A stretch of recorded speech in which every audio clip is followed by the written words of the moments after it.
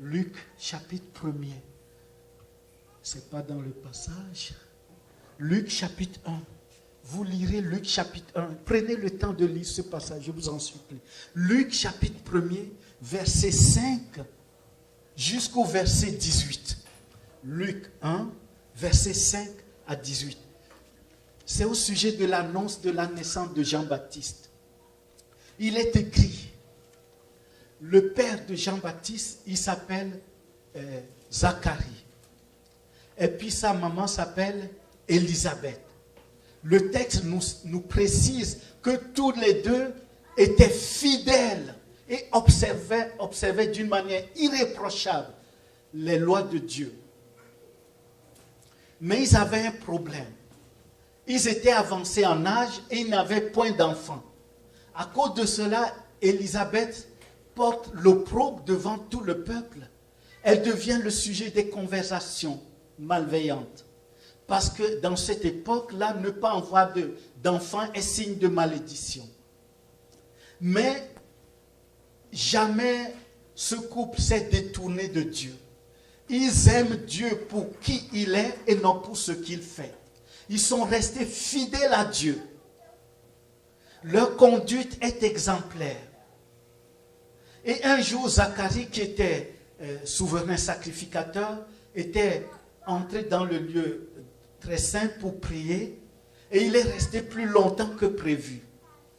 Et il a eu la visitation de l'ange Gabriel. Et l'ange Gabriel lui a annoncé en disant, ne crains point Zacharie, tes prières sont exaucées. Ta femme Élisabeth t'enfantera un fils et tu lui donneras le nom de Jean. Pourquoi Dieu précise, annonce cette bonne nouvelle à Zacharie et à son épouse pour sécher leurs larmes, pour n'avoir pas eu d'enfant toutes ces années, et Dieu vient changer le cours de leur histoire en changeant leur chagrin en allégresse. Et puis Dieu, en leur annonçant cette bonne nouvelle de la naissance de Jean-Baptiste, chose étonnante, Dieu prend l'initiative de donner le nom que devait porter cet enfant. Pourquoi? Dieu voulait leur montrer tout simplement ceci. Le nom Jean vient de l'hébreu, qui veut dire tout simplement la grâce de Dieu, la miséricorde de Dieu. Pourquoi?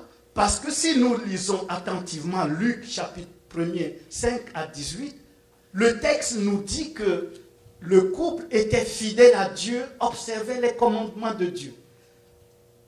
Ils étaient des exemples en Israël. Si Dieu n'a pas pris la précision, l'initiative de donner le nom que devait porter cet enfant, et que cet enfant est né, toute la population va dire, oui, parce qu'ils sont irréprochables devant Dieu. Oui, parce qu'ils observent les commandements de Dieu. Oui, parce qu'ils ont marché droit devant Dieu, que Dieu leur a donné un fils.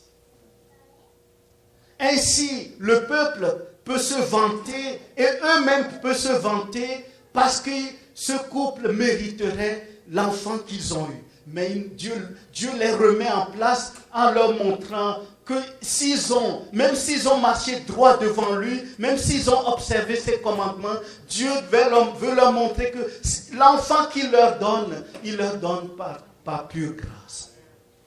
Ainsi, la gloire ne reviendrait pas à la conduite irréprochable de Zacharie et Élisabeth, mais la gloire revient à Dieu qui a fait grâce. Est-ce que vous me suivez ce matin?